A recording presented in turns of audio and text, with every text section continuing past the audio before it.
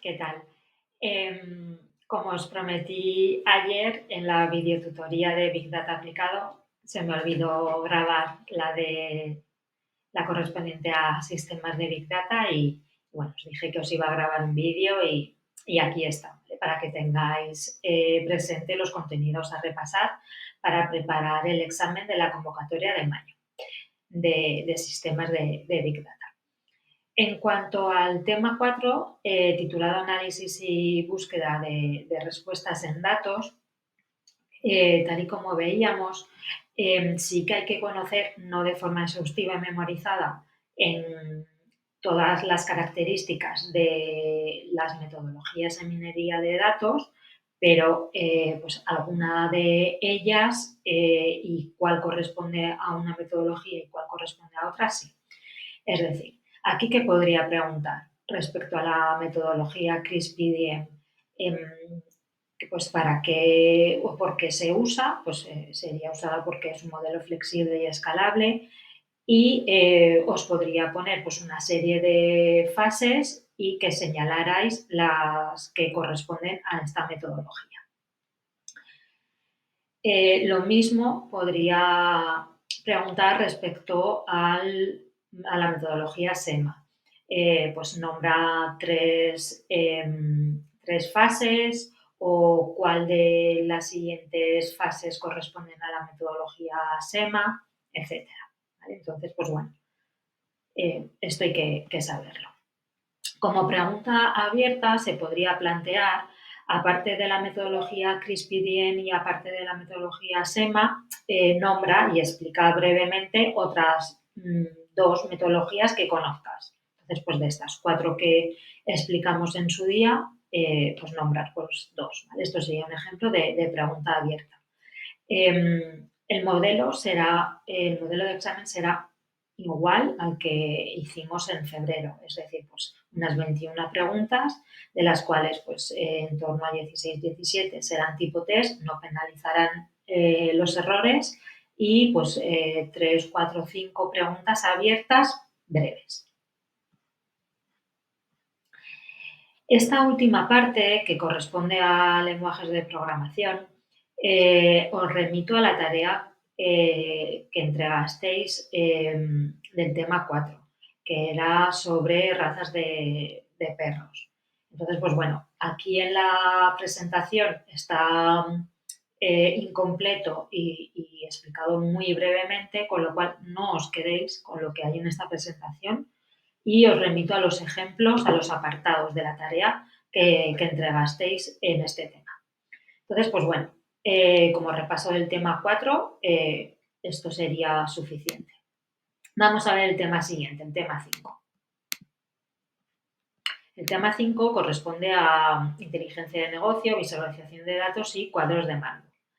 Vale, vamos a ver las dos presentaciones que tenemos disponibles en la plataforma. En esta primera presentación, la definición del modelo de inteligencia de negocio, esa definición hay que conocerla. Los requisitos, pues tampoco es importante. Y las herramientas con las que contamos en inteligencia de negocios, tanto las empresas que trabajan con ERPs o en la nube o como una solución independiente, qué características tiene cada una de estas 3 soluciones, sí hay que conocerlo. Características a considerar no, porque luego se habla más detenidamente. Y aquí la diferencia entre Data Warehouse y Data Mart sí es importante. No os quedéis solo con el esquema visual que contiene esta presentación, porque falta contenido de explicar. Entonces, pues bueno, os remito al manual y os remito también a la tarea que habéis entregado del tema 5, en la cual pues se pregunta en la tarea las características de cada modelo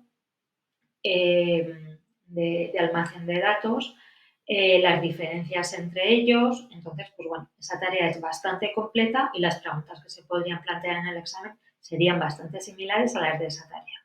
¿Vale? Entonces, pues bueno, vuelvo a insistir, estos esquemas están bien, están muy visuales, pero para preguntar algo de estos modelos de arquitectura de datos, esto simplemente con solo saber los esquemas, pues queda incompleto el estudio, ¿vale? Entonces hay que completarlo. Porque de ahí 2 o 3 preguntas saldrán en el examen. En cuanto a gráficos, para presentar resumen de datos en Big Data, vuelvo a repetir lo mismo. Esta presentación es muy visual, entonces aquí hay ejemplos que comentábamos en la videotutoría que no son muy pertinentes y no dan muy buena información, entonces lo mismo. No os quedéis solo con los gráficos de esta presentación. Tenéis que saber al menos pues 3 o 4 ideales para representar situaciones específicas. Esto ya lo hemos hablado en videotutoría.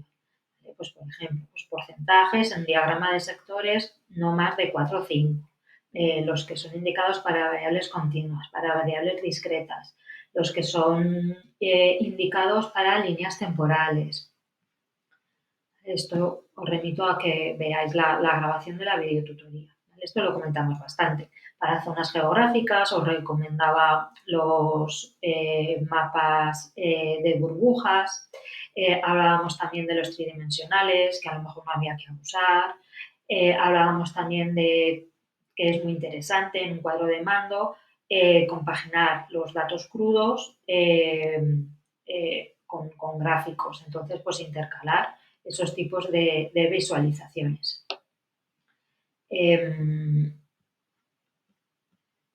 Aquí hablamos de algún ejemplo de herramientas como Tableau, que son pues, muy interesantes y útiles a la hora de representar o de visualizar datos en Big Data. Hablábamos también de cómo debían ser las métricas en los cuadros de mando. Entonces, pues bueno, aquí sí que es interesante que conozcáis qué características deben presentar, un ejemplo de cada una de ellas. Y esto sería, ¿vale?, el repaso de los temas 4 y 5.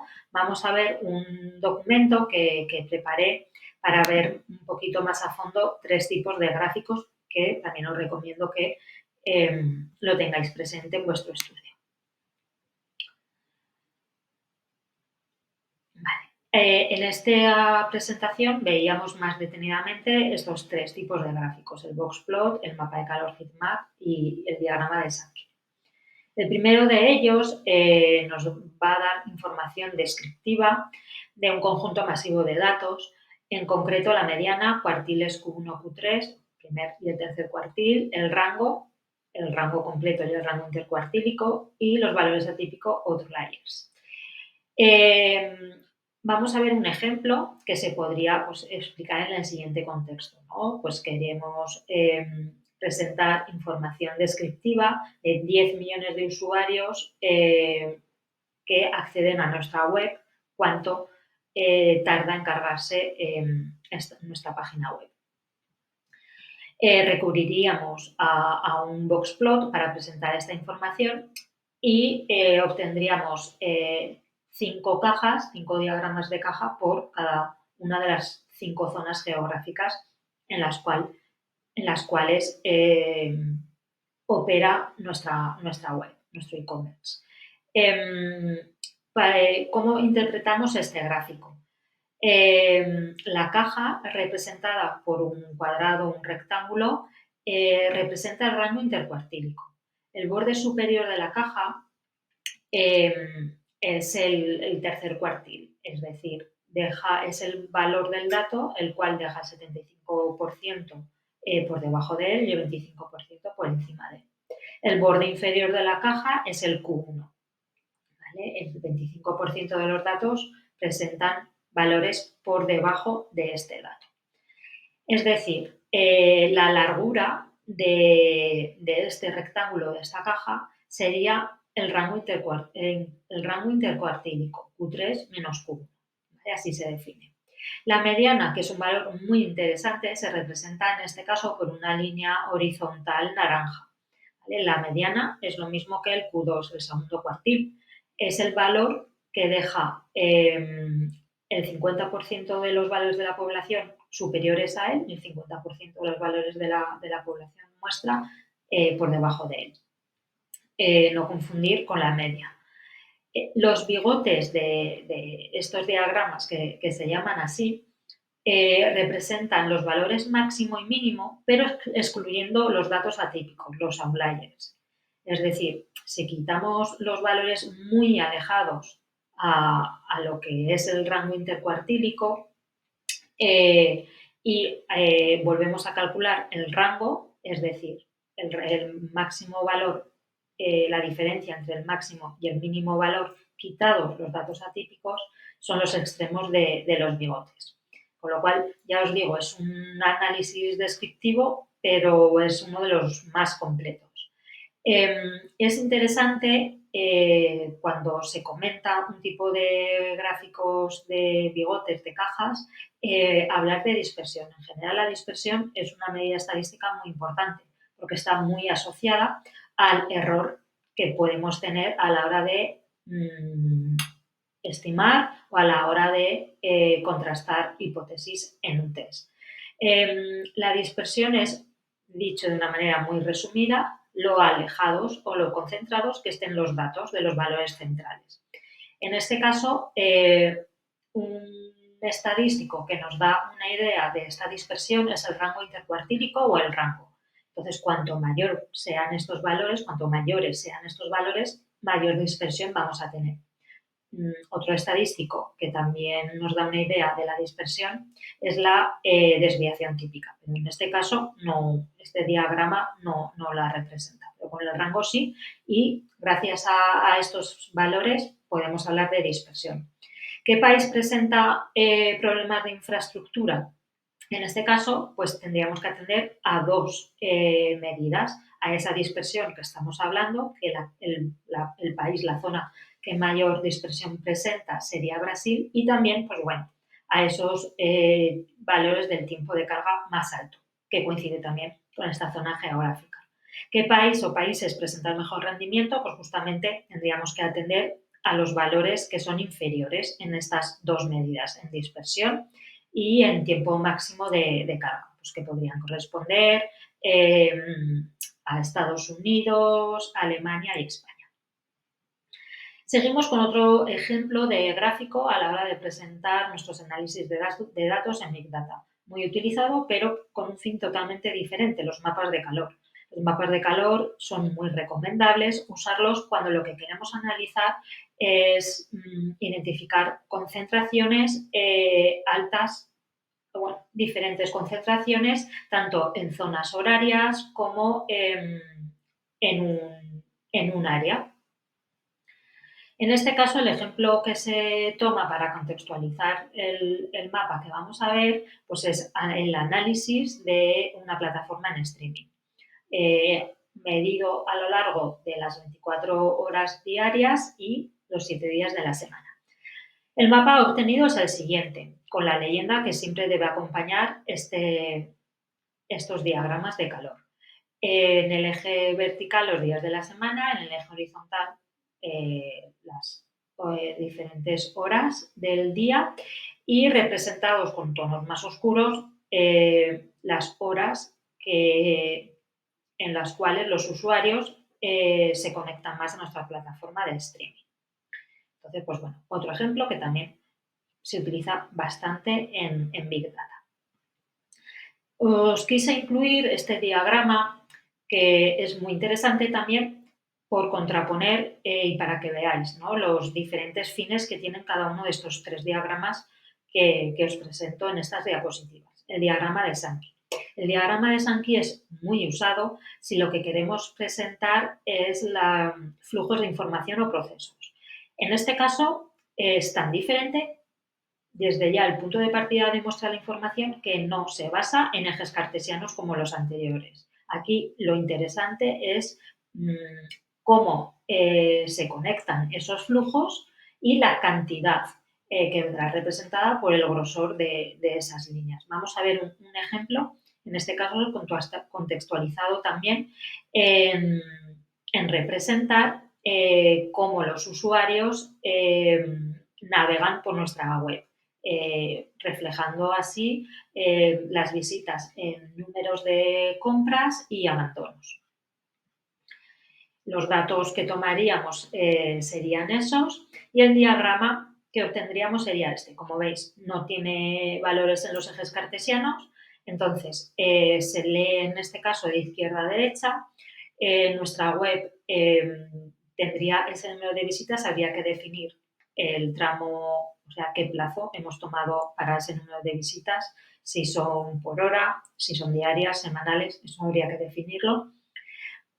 Cuántas de estas visitas que van a nuestra home van directamente al catálogo y cuántas van al carrito. Habría que reflejar también, aunque se puede deducir, de esas visitas iniciales a nuestra home ya hay pérdidas porque no suman el catálogo y el carrito con las iniciales. De ahí se mide cuántas visitas de ese catálogo van a la compra, cuántas van a abandono, cuántas del carrito van a la compra, cuántas van a abandono. Es decir, pues es un diagrama muy interesante para ver cómo se conectan los diferentes flujos y mostrar también un valor cuantitativo. Y hasta aquí el repaso de los temas 4 y 5 con los conceptos más importantes que os recomiendo repasar para preparar bien el examen, que seguro que os va fenomenal. Un saludo.